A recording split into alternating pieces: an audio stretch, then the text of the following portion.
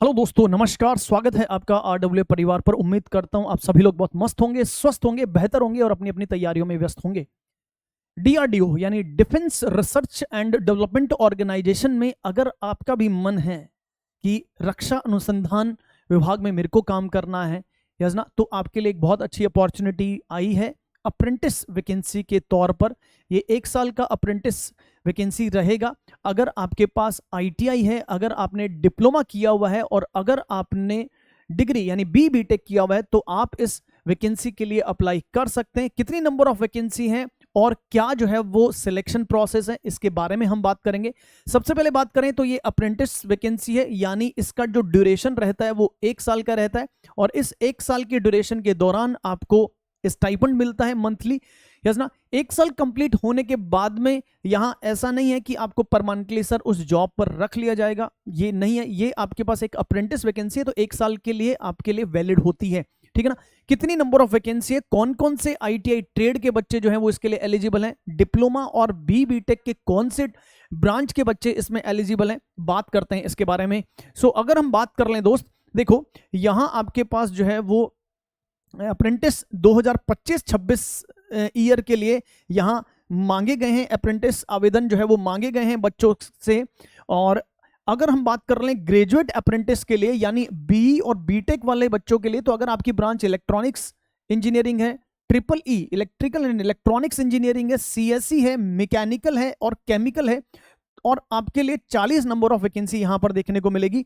अगर आपके पास डिप्लोमा है ईसीई में, ट्रिपल ई में, सीएससी में, मैकेनिकल में, केमिकल में, तो आपके पास 20 नंबर ऑफ वैकेंसी है। और अगर आपने आईटीआई किया है एनसीवीटी और एससीवीटी से, अगर आपके पास आईटीआई सर्टिफिकेट है, अगर आपकी trade fitter, welder, turner, machinist, mechanic, diesel, draughtsman, mechanical, electronic, mechanical, electronics, electrician, library assistant and COPA वाले जो स्टूडेंट है, इनके लिए 135 जो है वो वैकेंसी है। स्टाइपेंड जो according to the government norms है उसके अकॉर्डिंग मिलेगा। हालांकि अभी जो है वो थोड़ा सा शायद स्टाइपेंड जो है वो इंक्रीज हो गया है मेरे दोस्त, ठीक है ना। ध्यान रखिएगा मेरे दोस्त। आपको सर कैसे अप्लाई करना है, अगर मैं बात करूं तो जितने भी डिप्लोमा और बीटेक वाले जो विद्यार्थी हैं उनको अप्लाई कैसे करना है सर, उनको अप्लाई नेट्स पोर्टल पर जाके करना है, नेट्स 2.0 पोर्टल पर जाके करना है। मतलब आपके पास वेबसाइट दे रखा है nets.education.gov.in पर जाके आपको अप्लाई करना है बीटेक और डिप्लोमा वाले विद्यार्थियों को। और जितने आईटीआई वाले विद्यार्थी हैं उनको आपको क्या करना है सर, apprenticeshipindia.gov.in पर जो है वो अप्लाई करना आईटीआई वालों के लिए। और जितने भी डिप्लोमा और डिग्री वाले विद्यार्थी हैं उनको nets.education.gov.in पोर्टल पर जाके अप्लाई करना है, ठीक है ना। जब आप बीटेक और डिप्लोमा वाले विद्यार्थी हो तो आप इस पोर्टल पर जब nets.education.gov.in पोर्टल पर जाएंगे तो आपको सिलेक्ट करना है रिसर्च सेंटर इमारत enrolment ID. This is what the enrolment ID आपको दे रखी है, STLRAC सारे कैपिटल में है, 4x010। और जब आप क्या करोगे मेरे दोस्त, जो आईटीआई ट्रेड वाले बच्चे हैं उनको अप्रेंटिसशिप india.gov.in पर जो है वो लॉग इन करना है और आपको सिलेक्ट करना है apprenticeship opportunities bye typing in search by the establishment name. Yes ना, ये आपको इस तरह से टाइप करना है। तो विद आपको जब ये आएगा तो आपको क्या करना है, रिसर्च सेंटर इमारत, यस ना, एस्टेब्लिशमेंट आईडी ये वाली दे रखी है E0520360040 और अप्लाई पर जाकर क्लिक करके आप यहां पर अप्लाई कर सकते हैं।